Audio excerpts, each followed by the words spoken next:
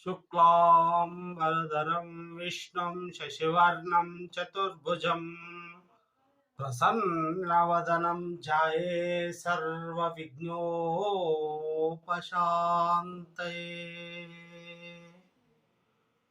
गुरुर्ब्रह्मा गुरुर्विष्णु गुरुदेवो महेश्वरा, गुरु साक्षात् परब्रह्मं तस्मै श्री गुरवे नमः।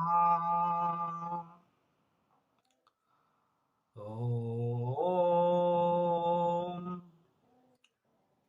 व्यासाय विष्णुरूपाय व्यासरूपाय विष्णवे, वसिष्ठाय ब्रह्मनिधाय स्वयाय पूजितं रमायाति समो ब्रह्मनिधायै वै श्री गुरवे नमः। पूजितं राम रामायति पूजितं श्रुति पुराणं कालयं लोकशंकरं वाग्दादिविग्रहप्तम् आलयं करुणालयं भगवती पादशंकरं लोकशंकरं जगत्पितरं वंदे पार्वतीपते। हर हर महादेव शंभो शंकर। పరమేశ్వర స్వరూపమైనటువంటి అందరికీ ఈ యొక్క సభకు నమస్కారం చేస్తున్నా. హరి ఓం. పరమేశ్వర సభకు అందరికీ నమస్కారం. నమస్సుచి.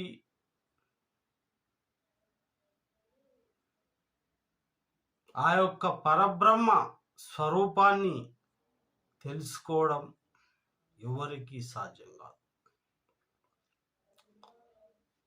దైవ ప్రధానులైనటువంటి భాగవతాన్ని,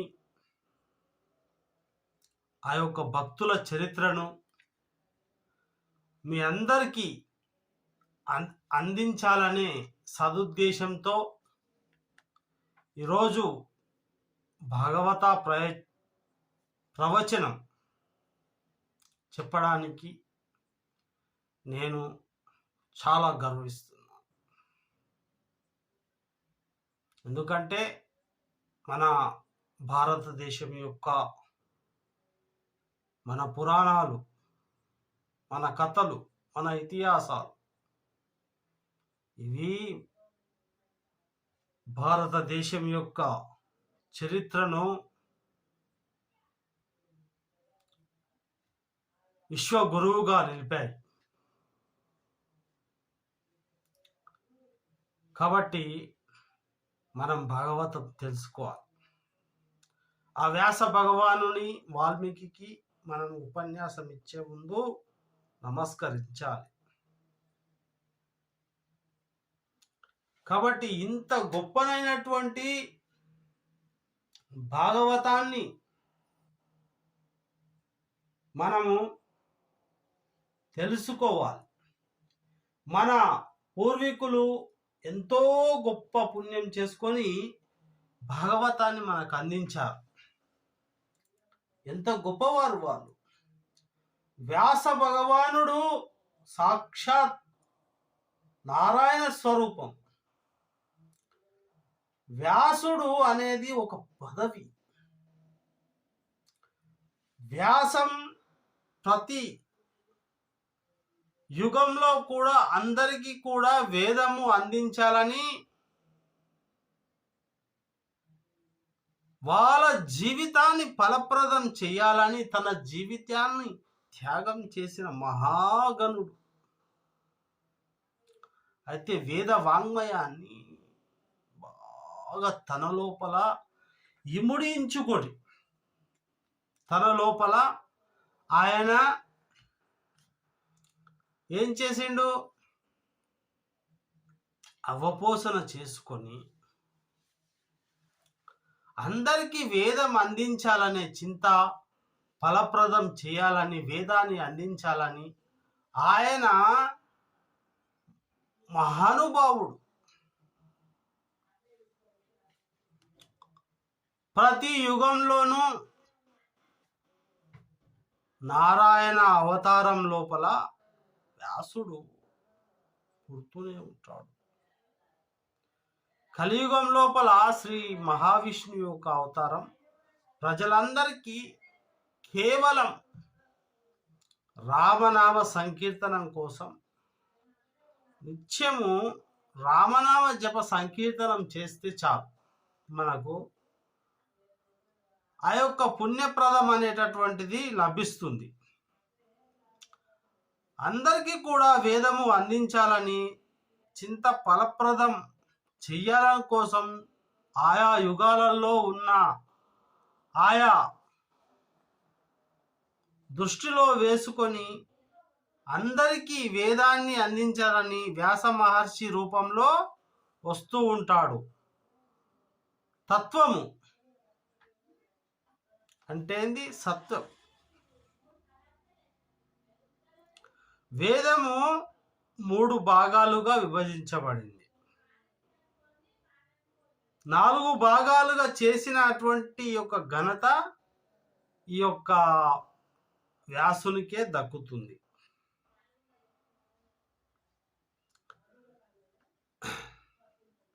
త్రైవేదం త్రిపుర అంటారు. అది ఋగ్వేదం, సమావేదం, యజుర్వేదం, అథర్వవేదం. ఇట్లా మనము యజ్ఞ యాగాదులు ఎన్నో చేస్తుంటాం. యజ్ఞ యాగాదులలో కూడా మనకు చాలా రకాలైనటువంటి మంత్రాలు అవసరమైతే, ఏ మంత్రం కావాలన్నా చూడండి, ఫస్ట్ అవపోసన భక్తిలో మన యొక్క సాంప్రదాయంలో ఉన్నటువంటి ఈ యొక్క ప్రవచనంలో ఉన్నటువంటి భాగవతాన్ని మీరు ఫస్ట్ ఎవరైనా చూస్తున్నట్టయితే అందరూ దయవుంచి సబ్స్క్రైబ్ చేసుకొని లైక్ చేసి షేర్ చేయాలని కోరుకుంటున్నా. ఎందుకంటే ఇది భక్తుల చరిత్ర, వ్యాస భగవానుడు రాసినటువంటి భాగవతాన్ని చెప్తున్నాను. వ్యాసుడు ఋగ్వేదం, యజుర్వేదం, సమావేదం, యజ్ఞాది క్రతువులలో ఈ మంత్రములు గురువు ద్వారా తన స్వరాన్ని వినిపించాడు. ఒకటి ఇక్కడ స్వరాన్ని వినిపించిండు, బాగా గమనించండి మీరు. స్వరము అంటే అప్పుడు లిపి లేదు. ఎప్పుడు వేదవ్యాస మహర్షి రాసినప్పుడు కావ్యం రాసిండు అన్నాడు. కావ్యం రాసిండంటే స్వరము వినిపించిండు. తన ఎవరికి? తన శిష్యులకు వినిపించిండు. ఆయన ఒక కలం పట్టుకొని ఒక పత్రం పైన కాగితం పైన రాసింది కాదండి. సంస్కృత భాషకు లిపి లేదు. లిపి అంటే రాతపూర్వకం అనేటటువంటిది లేదు. వ్యాసుడు పరంపరగా, అంటే ఏంది పరంపర అనేది ఏంటంటారంటే, నేను చెప్పుకుంటున్న నా గురించి ఇప్పుడు ఒక విషయం. బ్రహ్మశ్రీ మలగాసి మల్లేష్ అంటే ఆ కాశీ విశ్వనాథుని సేవించినటువంటి ప్రథములం మేము. కసిగా చేసి, పసి అంటే ఏంది? వెతకడం. ఆ మాలలు అల్లి ఆ వనాలను మేము కాపు కాసి మా పూర్వులు మా పెద్దలు మాది చాలా గొప్ప వంశం. ఇట్లా ఆ విధంగా వ్యాస భగవానుడు కూడా చాలా గొప్ప వంశీకుడు.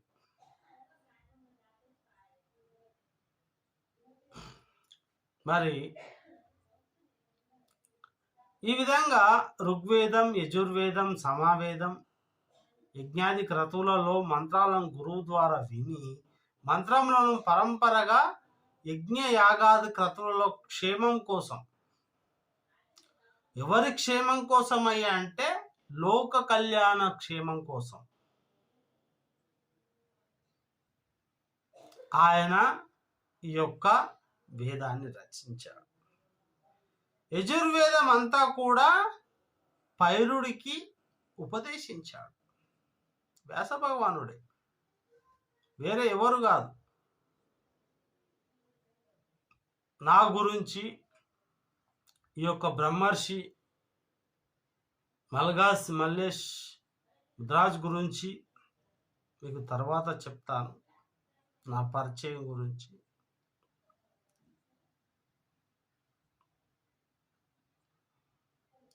మాది ఆత్రేయ గోత్రం. అయితే ఈ వేదవ్యాస మహర్షి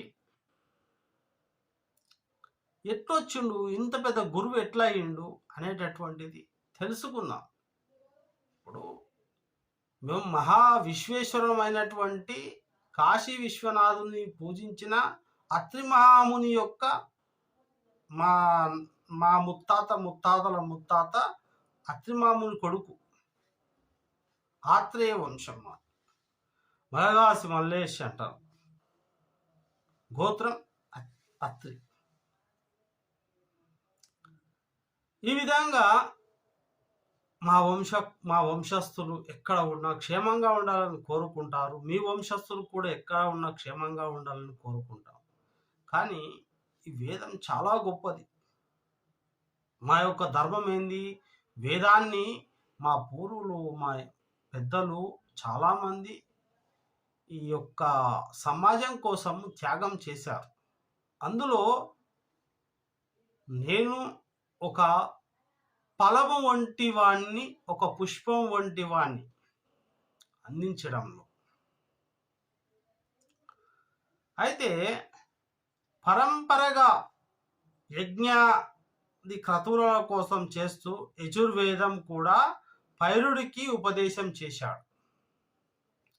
18 పురాణాలండి, 1 కాదు, 2 కాదు, 3 కాదు, 4, 18 పురాణాలు అన్నిటినీ ప్రచారం చేసి యజుర్వేదం అంతా వైవస్వంపనునికి ఇచ్చేశాడు. వైవస్వంత మనువుకు. ఆయన సామవేదం అంతా కూడా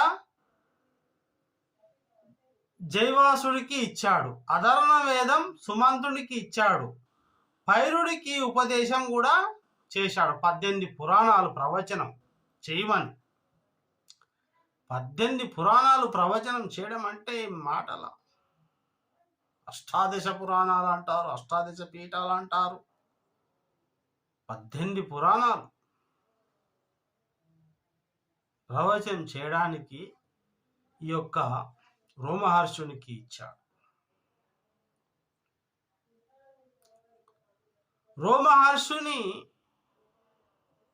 కల్పించాడు. తనలో ఆ మహర్షి కుమారుడు సుతుడు.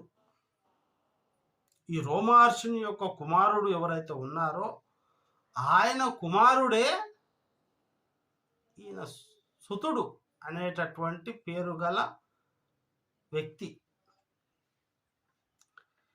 ఇవి చేసినా కూడా ఆయనకు తృప్తి కలగలేదు. ఎవరికి? వ్యాస భగవానుడికి. ఎట్లా కలుగుతుందండి తృప్తి? తృప్తి మనిషికి ఎప్పుడు కలుగుతుందో తెలుసా? ఇది ఉన్నది, ఇది లేదు, ఇది మాయ, ఇది శూన్యము అంటే ఎవరికి ఏం అర్థం కాదు. అయితే అది నిజ నిర్ధారణ జరిగి ప్రపంచంలో ఏ వ్యక్తి అడిగినా కూడా మనము ఒక నిమిషము ఒక పాయింట్ అవుట్ చేద్దాం. ఇక్కడ మనకు ఒక సంకల్పం వచ్చినప్పుడు దాన్ని నివృత్తి చేసుకునే అవకాశం మనకు భగవంతుడు ఇచ్చింది కదా. ఏమన్నాడు? నిజ నిర్ధారణ కావాలి. అరే నేను 18 పురాణాలు ఊహించి రాసిన. ఎక్కడ రాసిన? ఈ యొక్క అష్టాదశ పురాణాలు కానీ, భాగవతం కానీ, ఈ యొక్క పంచమ వేదమైనటువంటి మహాభారతం. అయితే ఎక్కడ ఆయనకు మోక్షప్రదం అయినటువంటి కనిపించలేదు వ్యాస భగవానుడికి. ఎక్కడ చూసినా ప్రశ్నలే ఉన్నాయి. ఆ ప్రశ్నలు ఎట్లున్నాయంటే చాలా బలంగా ఉన్నాయి. శివాంశ సంభూతులమైన మేము విష్ణువు గురించి చెప్పడం ఏంటని అనుకోవచ్చు. విష్ణు హృదయం శివ, శివ హృదయం విష్ణు. భాగవతం వింటప్పుడు చాలా శ్రద్ధగా వినాలి. అయితే వేదవ్యాసుడు చాలా నిజ నిర్ధారణ చేయలేక ఏం చేసిండు, చాలా బాధపడుతుంది తనలోని. తన అమృత తుల్యమైన వాక్కులు కూడా తనను వేధిస్తున్నాయి. ఈ యొక్క లోకానికి ఉపకారం చేశారు పొరపాటు అనుకోవడం తప్పు. ఎవడో పొరపాటు పడమ అది ఏది ప్రమాదమో అది అన్నీ చేసినాడు. నా వల్ల ఎక్కడో పొరపాటు పడ్డాను, అది 10 లోకానికి ఏది ప్రమాదమో అది లోకానికి అందించలేదు. సాక్షాత్ నారద మహర్షి వచ్చి ఆయన సరస్వతి నదీ తీరంలో కూర్చొని ఉన్నాడు. అయితే ఇప్పుడు కలియుగం ఒకే ఒక పాదం మీద ఉంటుందండి. ఆ పాదం ఏదంటే సత్యము. నువ్వేదో ఊహ చెప్తే ఊహనే అవుతుంది, సత్యం చెప్తే సత్యం అవుతుంది. కాబట్టి కలియుగం సత్యం అనే ఒకే ఒక పాదం మీద ఉంటుంది. కాబట్టి ఇది అత్యంత శక్తివంతమైనది. సత్యాన్ని మించింది ఈ ప్రపంచంలో ఏది లేదు. నా భూతో నా భవిష్యత్. సత్యమే భగవంతుడు, సత్యమే అన్నిటికీ. సత్యము అంటే ఇప్పుడు ఒక నీరు ఉంటుంది, ఒక పొలం ఉంటుంది. నీరు వేడి చేస్తే ఆవిరైతుంది, ఆవిరిని చల్లబరిస్తే మళ్ళీ నీరైతుంది, ఆవిరైతే నీరైతే నీరైతే ఆవిరైతుంది.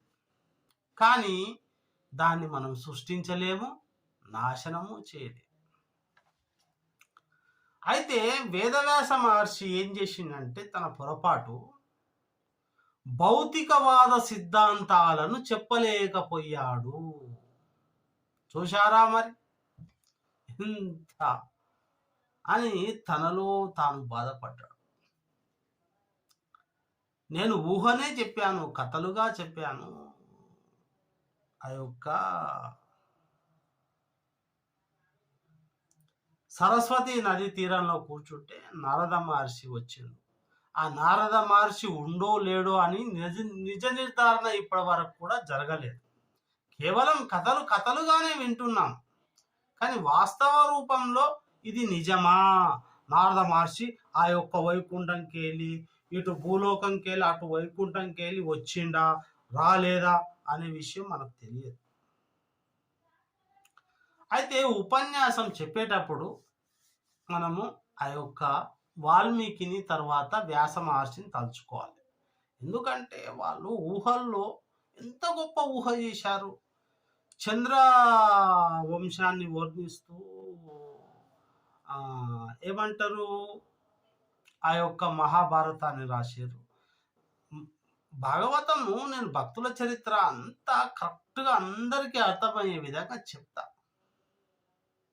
సూర్యవంశాన్ని వర్ణిస్తూ మహారామాయణం రాశారు. ఈనాడు మరి ప్రపంచంలో విశ్వగురువుగా మనం ఉండడానికి కేవలం ఒక రామాయణం. రామాయణం దేనికి ప్రతీక అంటే భార్య భర్తల అనుబంధానికి. జై శ్రీరామ్, జై శ్రీరామ్. అంటే నా రాముడు ఏకపత్నీరతుడు. నా రాముడు పడ్డన్ని కష్టాలు ఎవరు పడలేదు.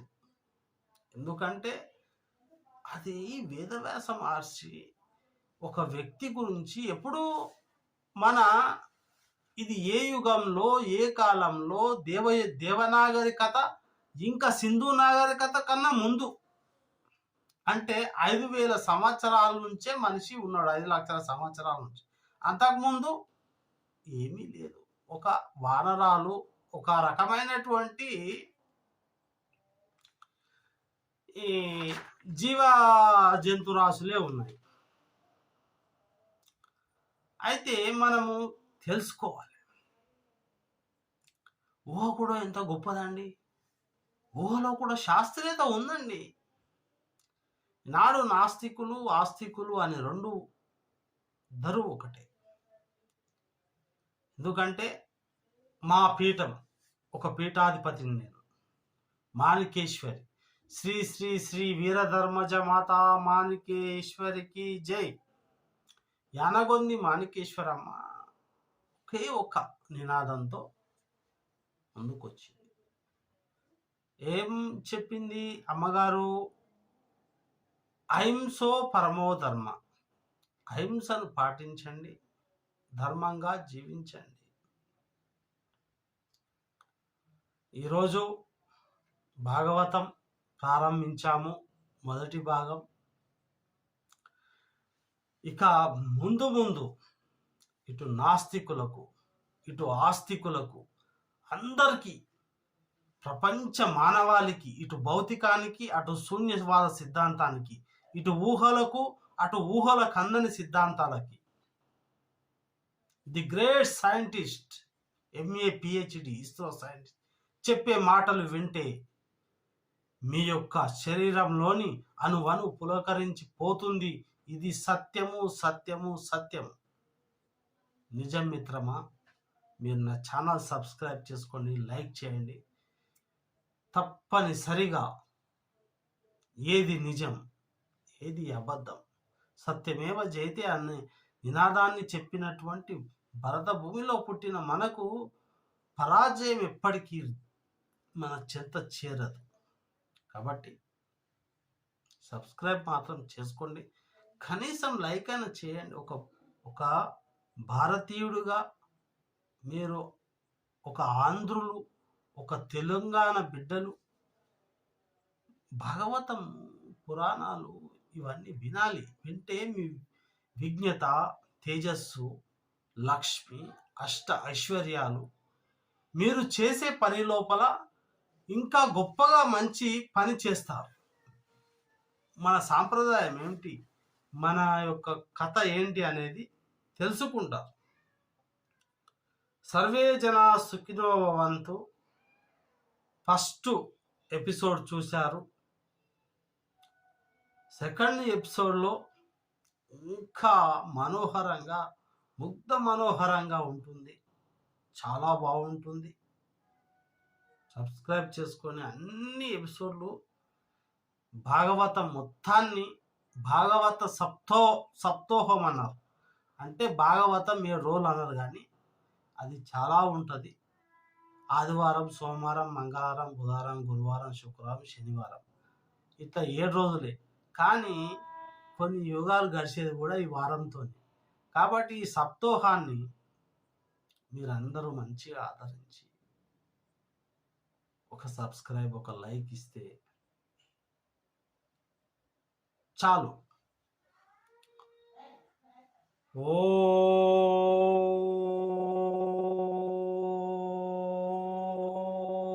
ఓం సర్వే జనా సుఖినో భవంతు. శ్రీ మాతా మాణికేశ్వరి శ్రీ వీరధర్మజ మాతా కీ జై. శ్రీ పోతులూరు వీరబ్రహ్మంగారు జై. జై శ్రీరామ్. ఓం నమ శివాయ, హర హర మహాదేవ. భాగవతం ప్రతి ఎపిసోడ్ మంచిగా చూడండి, మీ జీవితాన్ని తరింపజేసుకోండి. సబ్స్క్రైబ్ చేయండి, లైక్ చేయండి, షేర్ చేయండి.